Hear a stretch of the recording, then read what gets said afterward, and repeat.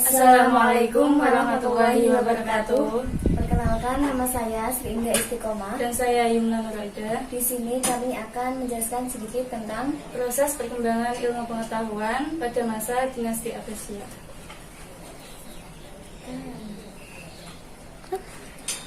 Suasana tumbuhnya peradaban di Abbasiyah terjadi setelah perluasan wilayah secara besar-besaran pada masa Khalifah Abu Ja'far al-Mansur, bahwa yang menjadi khalifah adalah orang yang mencintai ilmu dan dapat mengembangkan ilmu pengetahuan. Suasana tumbuhnya peradaban di Bani Abbasiyah ini terjadi pada masa Khalifah Abu Ja'far.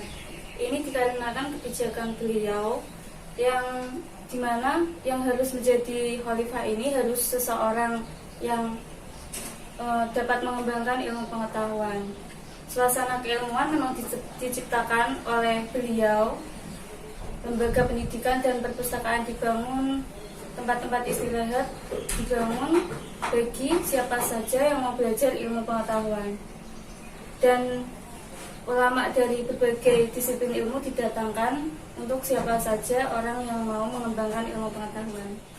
Bentuk perkembangan ilmu pengetahuan yaitu meliputi bidang filsafat, matematika, kedokteran, astronomi, seni ukir, dan juga bahasa dan sastra. Yang pertama, perkembangan pada bidang filsafat, tokoh-tokohnya yaitu ada Al-Kindi, kemudian Al-Farabi, Ibnu Bajjah, Ibnu Tufail, Ibnu Sina, Al-Ghazali, dan Ibnu Rushd. Selanjutnya, pada bidang kedokteran, ada beberapa perguruan tinggi yang cukup terkenal, yaitu berada di kota Nishapur di Iran, kemudian di kota Haram di Syria, dan ada Baghdad. Para dokter yang terkenal adalah Jabir bin Hayyan, Husain bin Ishaq, Tabib bin Qura, Al-Razi, dan Ibnu Sina.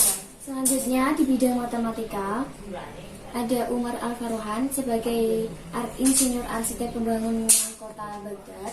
Kemudian ada Al-Khawarizmi, beliau ini pengarang kitab Al-Jabr atau Al-Jabar, dan beliau juga dikenal sebagai penemu angka nol. Dan yang selanjutnya adalah Banu Musa. Beliau adalah orang yang rajin menulis buku atau karya tulis dan ilmu ukur.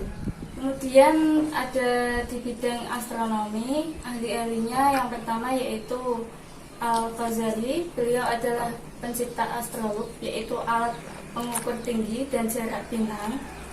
Dan yang kedua ada Al-Batani atau Al-Betagenius. Yang ketiga ada Abdul Wafaq yang menemukan jalan ketiga dari bulan. Sementara jalan ke-1 dan jalan kedua ini ditemukan oleh orang Yunani. Dan yang terakhir ada Al-Farabi atau Al-Fargonius. Selanjutnya pada seni ukir ada beberapa seniman seni ukir yaitu Badr dan Taif sekitar tahun 961 sampai 976 Masehi. Pada saat itu juga ada sekolah khusus yang terkenal di Kairo, yaitu bernama Sekolah Kairo.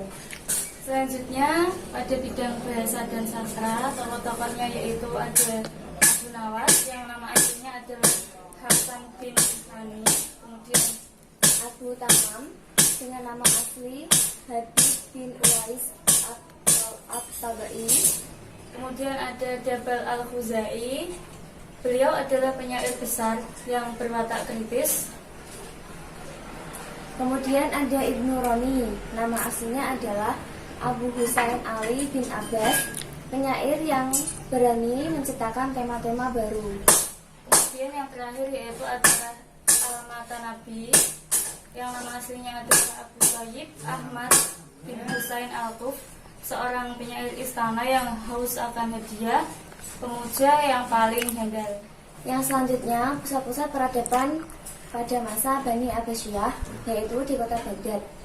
Di kota Baghdad ini terdapat beberapa bangunan yang sangat terkenal, di antaranya istana, masjid, perpustakaan, universitas, dan bangunan-bangunan dan fasilitas yang lain pada masa pemerintahan Khalifah Harun al-Rasyid.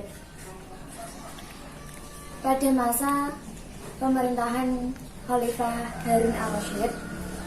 Beliau mendirikan Universitas Nizamiyah dan perpustakaan Baitul Hikmah yang dilengkapi dengan berbagai macam fasilitas. Selanjutnya, banyak mahasiswa dari berbagai penjuru dunia yang datang untuk belajar di kota Baghdad. Selanjutnya yaitu ada di kota Samara. Di kota ini dibangun memiliki Khalifah Al-Mutawakil, yaitu Khalifah ke-10 yang diberi nama Malike Al-Arus. Selanjutnya dibangun Malike Khalifah berikutnya, yaitu Al-Muhsad dan Al-Wahid. Selanjutnya, peradaban di kota Karkah pada masa Bani Abbasiyah. Di kota Karkah mempunyai atau merupakan pusat perdagangan atau perniagaan seperti minyak wangi, pakaian, tukang besi, tukang kayu, bunga, dan alat musik. Kemudian yang selanjutnya berada di kota Anhar atau Hashimah. Kota Anhar ini sebenarnya adalah kota tua yang dibangun oleh salah satu Raja Persia pada zaman dahulu.